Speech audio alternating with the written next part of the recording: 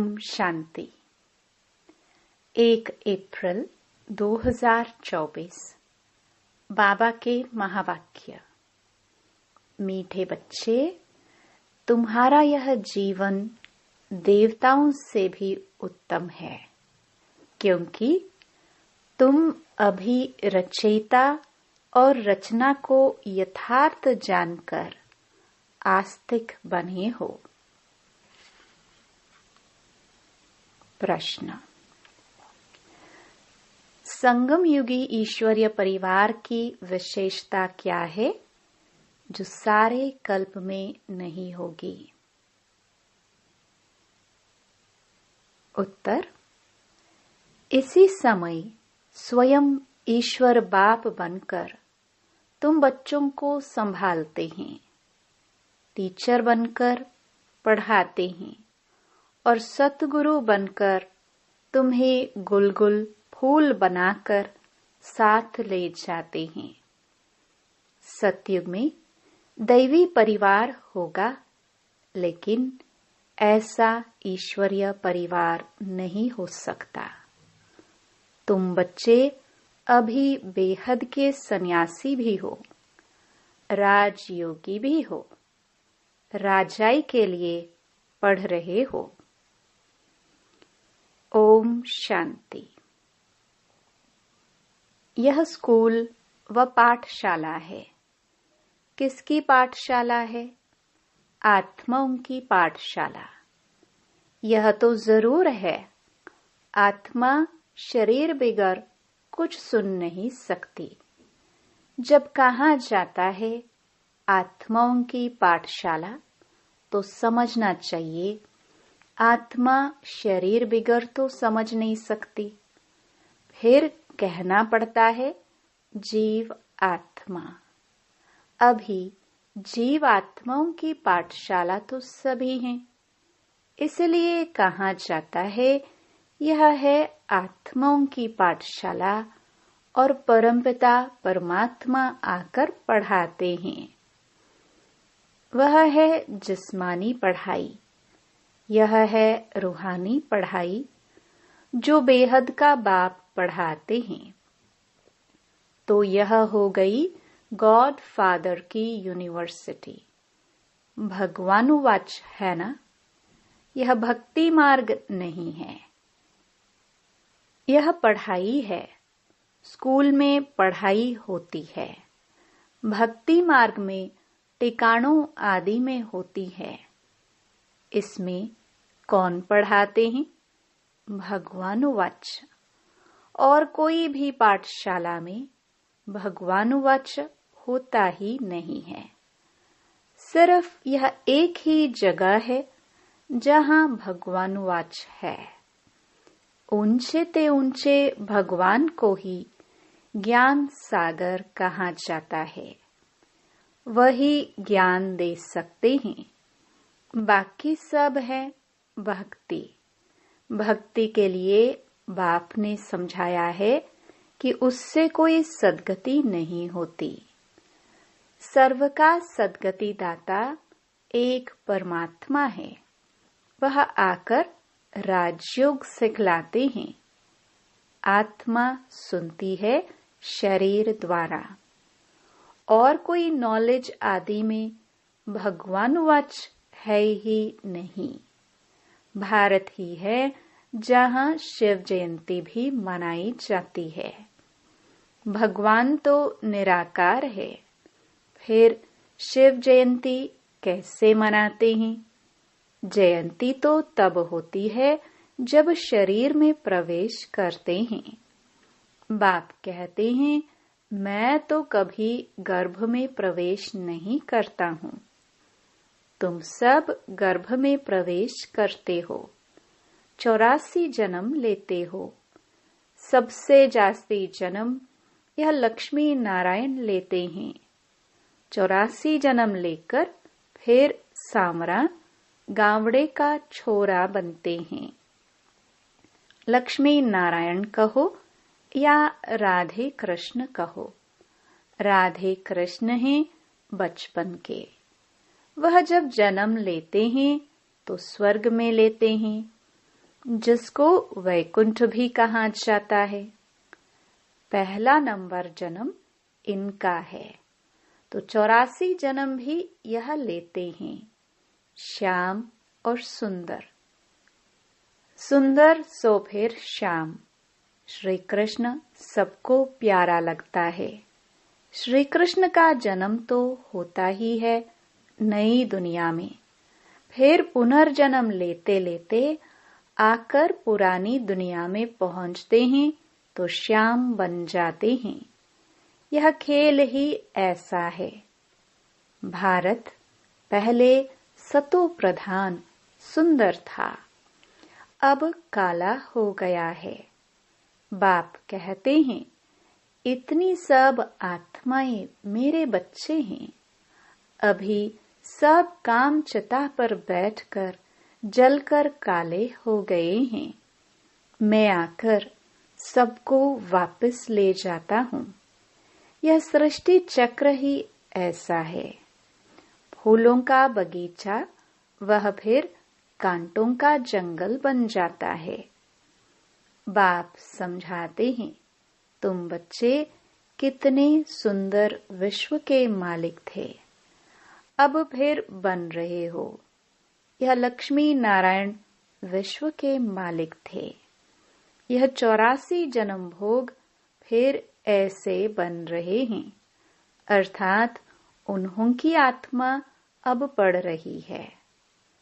तुम जानते हो, सतयुग में अपार सुख हैं, जो कभी बाप को याद करने की दरकार भी नहीं रहती है। गायन है, दुख में सिमरण सब करे। किसका सिमरण? बाप का।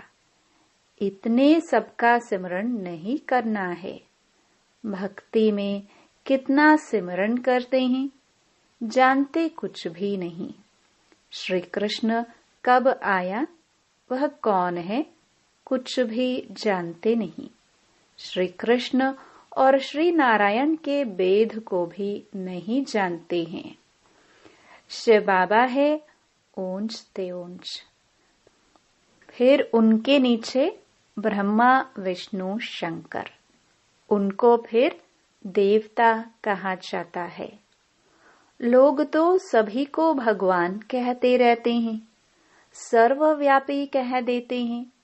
बाप कहते हैं, सर्वव्यापी तो माया 5 विकार हैं, जो एक एक के अंदर है। सतयुग में कोई विकार होता नहीं।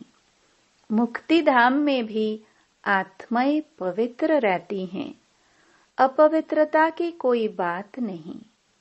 तो यह रचयिता बाप ही आकर अपना परिचय देते हैं, आदि मध्य अंत का राज समझाते हैं, जिससे तुम आस्तिक बनते हो।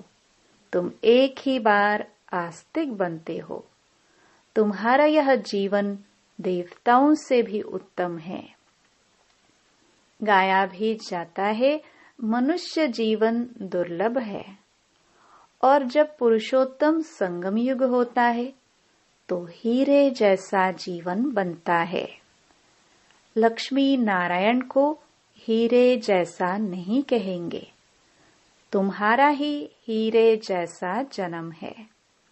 तुम हो ईश्वरीय संतान, यह है दैवी संतान। यहाँ तुम कहते हो, हम ईश्वरीय संतान हैं, ईश्वर हमारा बाप है। वह हमको पढ़ाते हैं, क्योंकि ज्ञान का सागर है ना। राजयोग सिखलाते हैं। यह ज्ञान एक ही बार पुरुषोत्तम संगम युग पर मिलता है। यह है उत्तम ते उत्तम पुरुष बनने का युग, जिसको दुनिया नहीं जानती। सब कुंभकर्ण की अज्ञान नींद में सोए पड़े हैं। सबका विनाश सामने खड़ा है। इसलिए अब कोई से भी बच्चों को संबंध नहीं रखना है। कहते हैं, अंत काल जो स्त्री सिमरे। अंत समय में शिव बाबा को सिमरेंगे तो नारायण योनि में आएंगे। यह सीढ़ी बहुत अच्छी है। लिखा हुआ है, हम सो देवता, फिर सो क्षत्रिय आदि। इस समय है रावण राज्य, जबकि अपने आदि सनातन देवी देवता धर्म को भूल और धर्मों में फंस पड़े हैं। यह सारी दुनिया लंका है, बाकी सोने की लंका कोई थी नहीं। बाप कहते हैं, तुमने अपने से भी जास्ती मेरी ग्लानि की है। अपने लिए 84 लाख और मुझे कण कण में कह दिया है। ऐसे अपकारी पर मैं उपकार करता हूँ। बाप कहते हैं, तुम्हारा दोष नहीं, यह ड्रामा का खेल है। सतयुग आदि से लेकर कलयुग अंत तक यह खेल है जो फिरना ही है। इसको सिवाय बाप के कोई समझा न सके। तुम सब ब्रह्मा कुमार कुमारिया हो। तुम ब्राह्मण हो, ईश्वरीय संतान। तुम ईश्वरीय परिवार में बैठे हो। सतयुग में होगा दैवी परिवार। इस ईश्वरीय परिवार में बाप तुमको संभालते भी हैं, पढ़ाते भी हैं, फिर गुलगुल बनाकर साथ भी ले जाएंगे। तुम पढ़ते हो मनुष्य से देवता बनने के लिए। ग्रंथ में भी है, मनुष्य से देवता किए करत न लागी वार। इसलिए परमात्मा को जादूगर कहा जाता है। नरक को स्वर्ग बनाना जादू का खेल है ना। स्वर्ग से नरक बनने में 84 जन्म, फिर नरक से स्वर्ग झपटी में सेकंड में बनता है। 1 सेकंड में जीवन मुक्ति। मैं आत्मा हूँ, आत्मा को जान लिया, बाप को भी जान लिया। यह कोई मनुष्य यह नहीं जानते कि आत्मा क्या है। गुरु अनेक हैं, सतगुरु एक है। कहते हैं सतगुरु अकाल, परमपिता परमात्मा एक ही सतगुरु है। परंतु गुरु तो ढेर हैं, निर्विकारी कोई है नहीं। सब विकार से ही जन्म लेते हैं। अभी राजधानी स्थापन हो रही है। तुम सब यहाँ राजाई के लिए पढ़ते हो। राजयोगी हो, बेहद के सन्यासी हो।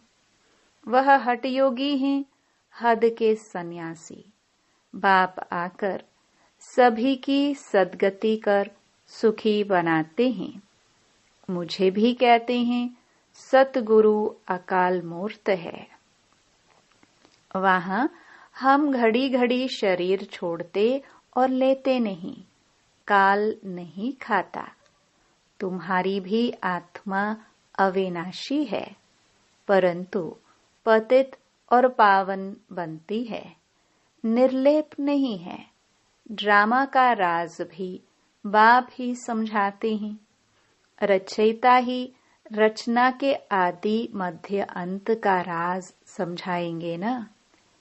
ज्ञान का सागर वही एक बाप है। वही तुमको मनुष्य से देवता डबल सरताज बनाते हैं। तुम्हारा जन्म कौड़ी जैसा था, अब तुम हीरे जैसा बन रहे हो। बाप ने हम सो हम का मंत्र भी समझाया है। वह कह देते आत्मा सो परमात्मा, परमात्मा सो आत्मा, हम सो हम। बाप कहते हैं आत्मा सो परमात्मा कैसे बन सकती है। बाप तुमको समझाते हैं हम आत्मा इस समय तो ब्राह्मण हैं, फिर हम आत्मा ब्राह्मण सो देवता बनेंगे, फिर सो क्षत्रिय बनेंगे, फिर शूद्र सो ब्राह्मण। सबसे ऊंचा जन्म तुम्हारा है। यह है ईश्वरीय घर। तुम किसके पास बैठे हो? माता पिता के पास। सब भाई बहन हैं। बाप आत्माओं को शिक्षा देते हैं। तुम सब हमारे बच्चे हो, वर्षे के हकदार हो। इसलिए परमात्मा बाप से हर एक वर्षा ले सकते हैं। बूढ़े छोटे बड़े सबको हक है बाप से वर्षा लेने का। तो बच्चों को भी यही समझाओ। अपने को आत्मा समझो और बाप को याद करो तो पाप कट जाएंगे। भक्ति मार्ग वाले इन बातों को कुछ भी समझेंगे नहीं। अच्छा, मीठे मीठे सिखिलदे बच्चों प्रति माता पिता बाप दादा का याद प्यार और गुड मॉर्निंग। रूहानी बाप की रूहानी बच्चों को नमस्ते। रात्रि क्लास। बच्चे बाप को पहचानते भी हैं, समझते भी हैं कि बाप पढ़ा रहे हैं। उनसे बेहद का वर्षा मिलना है। परंतु मुश्किलात यह है जो माया भुला देती है, कोई न कोई विघ्न डाल देती है जिससे बच्चे डर जाए। उसमें भी पहले नंबर में विकार में गिरते हैं। आंखें धोखा देती हैं। आंखें कोई निकालने की बात नहीं। बाप ज्ञान का नेत्र देते हैं। ज्ञान और अज्ञान की लड़ाई चलती है। ज्ञान है बाप, अज्ञान है माया। इनकी लड़ाई बहुत तीखी है। गिरते हैं तो समझ में नहीं आता, फिर समझते हैं मैं गिरा हुआ हूँ, मैंने अपना बहुत अकल्याण किया है। माया ने एक बार हराया तो फिर चढ़ना मुश्किल हो जाता है। बहुत बच्चे कहते हैं हम ध्यान में जाते, परंतु उसमें भी माया प्रवेश हो जाती है। पता भी नहीं पड़ता है। माया चोरी कराएगी, झूठ बुलवाएगी। माया क्या नहीं कराती है, बात मत पूछो। गंदा बना देती है। गुलगुल बनते बनते फिर छीछी बन जाते हैं। माया ऐसी जबरदस्त है जो घड़ी घड़ी गिरा देती है। बच्चे कहते हैं बाबा हम घड़ी घड़ी भूल जाते हैं।